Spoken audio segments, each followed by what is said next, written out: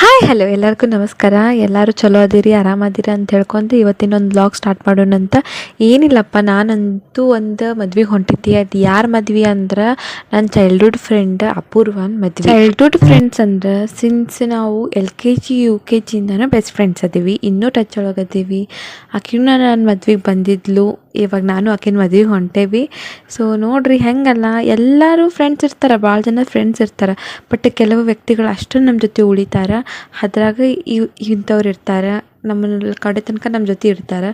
ಕೆಲವೊಬ್ಬರು ಅವ್ರವ್ರ ಲೈಫ್ ನೋಡ್ಕೊಂಡು ಅವ್ರು ಇರ್ತಾರೆ. ಹಂಗೆ ಎಲ್ಲರದು ಪರ್ಫೆಕ್ಟ್ ಇರೋಂಗಿಲ್ಲ ಫ್ರೆಂಡ್ಶಿಪ್.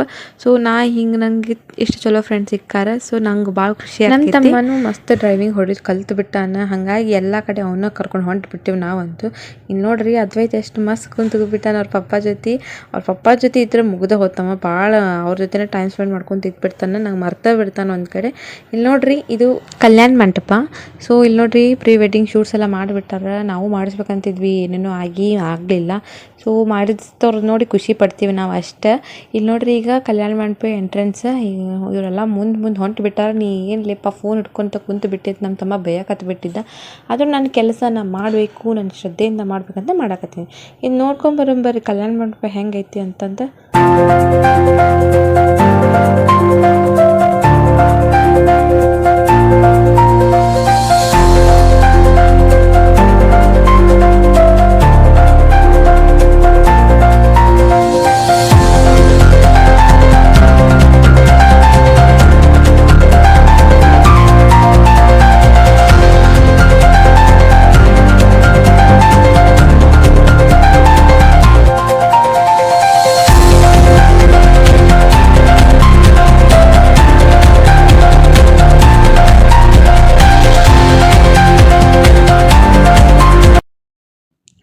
ಫೋಟೋ ಸೆಷನ್ಸ್ ಎಲ್ಲ ಮುಗಿಸ್ಕೊಂಡು ಮಸ್ತಾಗಿ ಮದುವೆ ಊಟ ಮುಗಿಸ್ಕೊಂಡು ಈಗ ರಿಟರ್ನ್ ಧಾರವಾಡ ಕಡೆ ಹೊಂಟೀವಿ.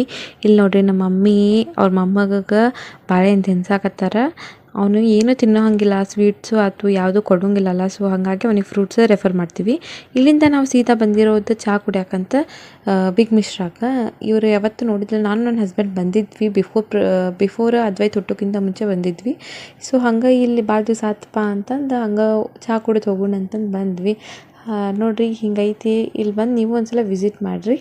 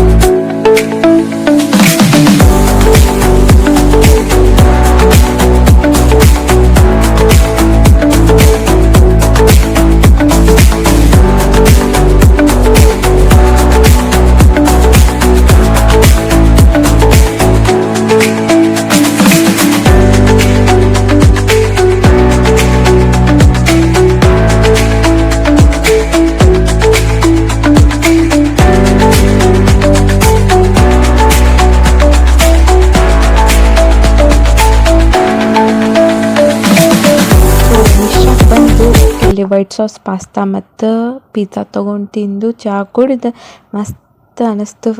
ಒಂಥರ ರಿಫ್ರೆಶಿಂಗ್ ಫೀಲ್ ಆಯ್ತು. ಭಾಳ ದಿವಸ ಆದಮೇಲೆ ಹೊರಗೆ ಹೋಗಿದ್ವಿ ಅಲ್ಲ, ಹಾಗಾಗಿ ಭಾಳ ಖುಷಿ ಅನ್ನಿಸ್ತು.